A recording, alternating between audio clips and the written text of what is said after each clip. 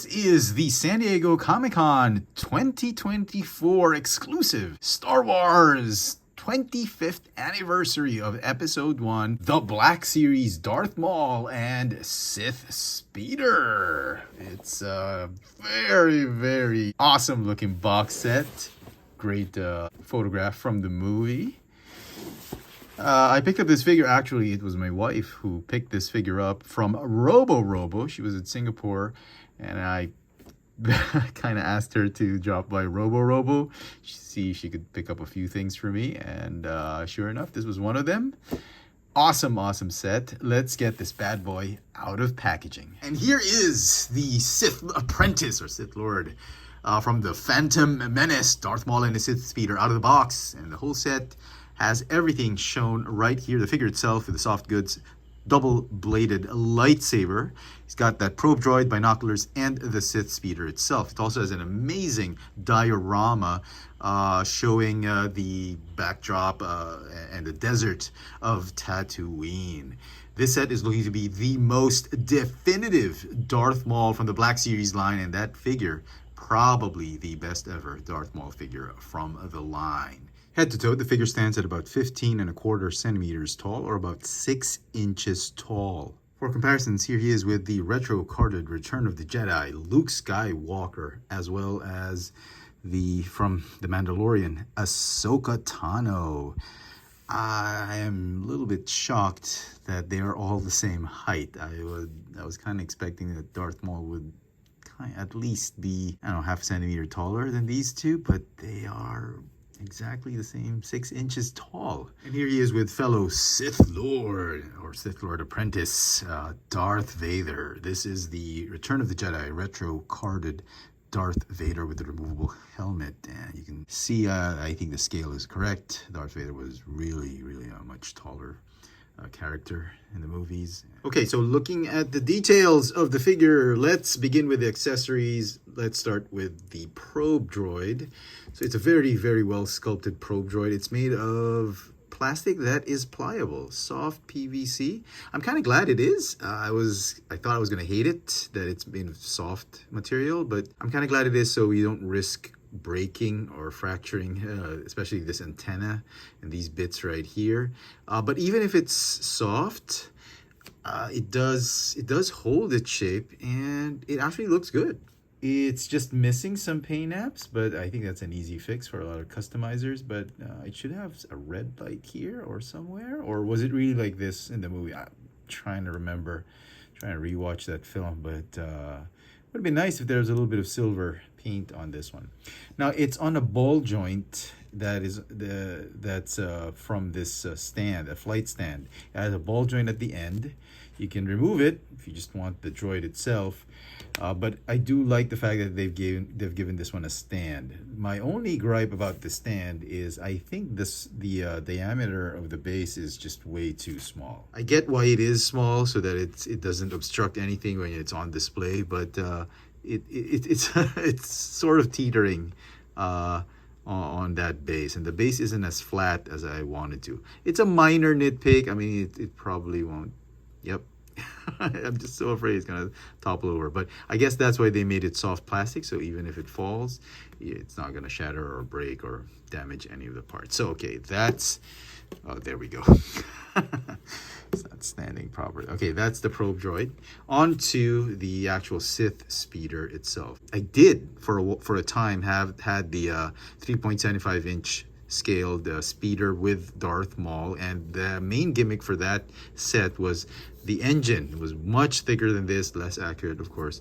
You would open it up, and when you open it up, there's a missile, and at the tip of the missile was a probe droid, and it would launch. So it was a rocket firing thing. You open it up, and the probe droid would just launch itself. So that was a very cool gimmick back in 1999. I think I got that set when the movie came out in 1999, and yeah, it would have been nice. They didn't have to do it here. I mean, a rocket firing, that would defeat the purpose, but it would have been nice if they had molded an engine, a latch and cover right here that would open up, just as an homage to that set. But the bike, the speeder is molded as a solid piece. It's two pieces, they molded together, so it's solid, doesn't do anything. But the details on this thing, is just incredible. The sculpting, you get the weathering, the wash, the paint apps. It really takes you back to the movies. And they've even added some paint here for the display. And what else? You get some details on the seat. Even the seat, the way it's been textured, the way it's been molded. If you feel it, it's made of soft material. It kind of mimics a cushion. And I like that. I like that they've really spent some budget on the details of this thing. I mean, you're not really gonna come up to this set and say, "Oh wow, the seats are good." I mean, he's not gonna feel it. He sits there. He doesn't need cushioned seats, but that bit of detail just adds a little bit of premiumness to this set. Now, unfortunately, that's the only thing that this speeder does. Some nice cushions. Well, the handlebars go up and down, and it's on a ball joint stand.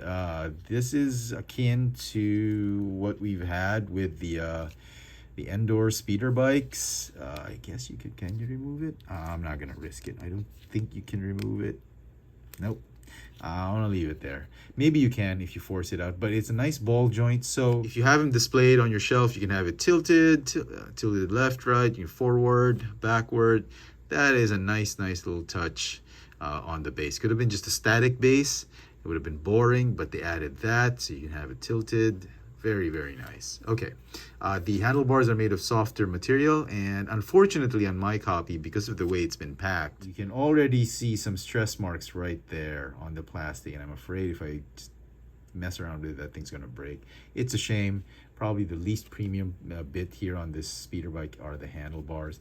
The foot pads, softer material, but not as soft as this. This one's just really pliable. This one's just has a little bit of a give.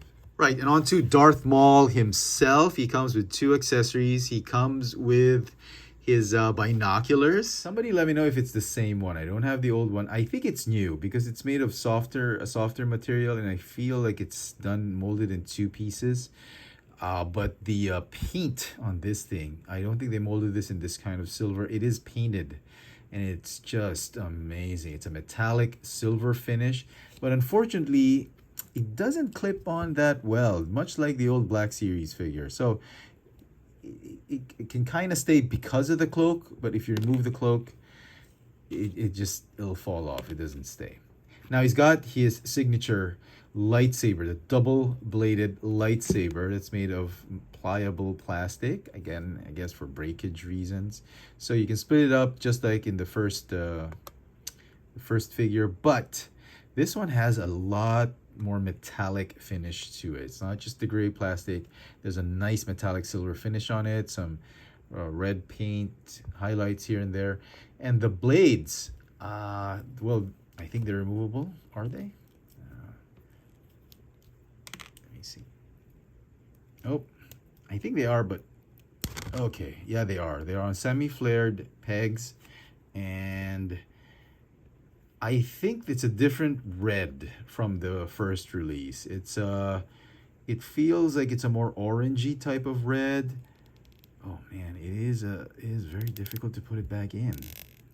Huh, that is weird. Oh, I don't know. It's gonna be a pain to keep removing it, so probably won't do it. I mean, I'm not really gonna display him without the unignited lightsaber. So yeah, the red does feel that it's a little bit orangey in terms of hue. I'm not sure if that's the look they were going for. I thought it was very red, bright red in the movie, but maybe it was a little orange. And again, it's not gonna stay in this peg hole. Maybe I got a defective peg hole. I can force it if yeah, okay. This one stays. I guess it's for the lightsaber, but not really for this one. This one has a very teeny tiny peg hole. Maybe if I can, yeah, no. Okay. He also comes with a gauntlet or a bracelet to control I guess this is to control the drone. It's made of flimsy gray plastic. Unfortunately, I wish they could have painted this one a little bit paint of silver, but I guess this is what they're going for. There's some highlights, a little bit of gold there. Yep, very nice. Okay, now on to the figure itself. What sells this figure for me is this gorgeous, gorgeous head sculpt. I mean, come on! How accurate is that? That is Ray Park accurate. down to the facial tattoos, to the horns. This is the main selling feature for this figure, apart from the new articulation. I love this head sculpt. Now, unfortunately, on my copy, it's a little loose. The dumbbell joint at the top of the neck, it's a little bit loose. Bottom joint, yeah, it's okay. So, as far as articulation goes, the neck is on a triple ball joint. You get a ball jointed upper torso. No waist swivel. The shoulders are on butterfly joints. They go in and out, forward and backward 360. You got a hinge elbow and a swivel elbow. Wrists, they swivel and they go up and down. Actually, you know what? Check that. The wrists are not on swivels or hinges. They're on ball joints, much like Mafex or SH Figure Arts. Look at that. Ball jointed wrists. Good on you, Hasbro. Pretty cool. The hips are they on drop down? Nope, just dumbbell ball joints. You got a thigh swivel. You get a knee swivel and a knee hinge. Oh man, I hate that.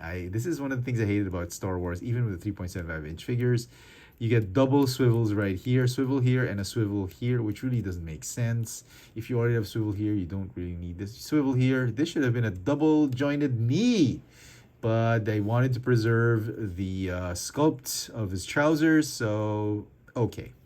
Is there a calf swivel? Yep, there's a calf swivel, but a little bit hindered because of the way the cloth has been sculpted on his pants, but it is there. The ankles go up and down and have the rocker tilt. You can see it's a brand new mold. You got soft goods for the waist piece or the waist cape and soft goods for his overall cloak. What I did notice for the first time, I think they've added a little bit of garterized soft goods. It's like ribbed corduroy. And I like that it's sort of like ribbed and rubberized because it does come back and it allows you to sort of like pose the cape, if you can appreciate it. But yes, it is a different kind of soft goods material, and yeah, it's a brand new figure and I'm really loving it. Maybe I can show off the figure in greater detail if I can remove this cloak. I haven't actually tried removing it because it's it's like slipped through his arm and all that. So let's see if we can somehow remove this. How do we do this? Do we just pop it out? Okay. Yeah. Huh. Can you remove it? I guess so, without ripping the seams. Yeah, it's gonna get snagged on his arm. Oh, okay, here we go. Wow, look at this molding. Separate pieces, separate soft vinyl, soft PVC for the outer, I guess, gi, kimono, or outer garb. This one's solid plastic here. The belt is a separate piece of sash, also with soft PVC. And again, like I said, some soft goods here on his waist cape. I think it helps it's soft goods because he has to sit down on the speeder. And there you go. You get to see a lot more of the molded pieces. I think it's a new waist. An absolutely brand spanking new mold of a figure. It's just a shame that some of the joints are a little loose on my copy. Let me know in the comments if your figure also has some loose joints to it. But forearm, yep, forearm swivel. Forgot about that. Very, very cool. I am liking this figure so much despite not having double hinged elbows and knees. And so some final thoughts on the San Diego Comic-Con Star Wars The Black Series Sith Speeder with Darth Maul and his probe droid. Man, this set just completely blew me away. I believe this is the most definitive Black Series Darth Maul figure that Hasbro has ever come up with. Easily the best one, the best version of Darth Maul in the 1/12th scale. Only few nitpicks are the looseness of the joints, and I wish they could have given him some double joints in the knees and the elbows, looseness of the neck joint here and there, and brittleness of the handlebars. But other than that, I thought this was a perfect set. Definitely my favorite Darth Maul figure for the Black Series. The whole set is obviously going to get a 10 out of 10. Let me know in the comment section what you guys think of this San Diego Comic-Con Star Wars The Black Series Darth Maul with Sith Speeder. Hit that notification bell so you never miss out on any of my latest video reviews. And if it's your first time here, please subscribe. Thanks for watching.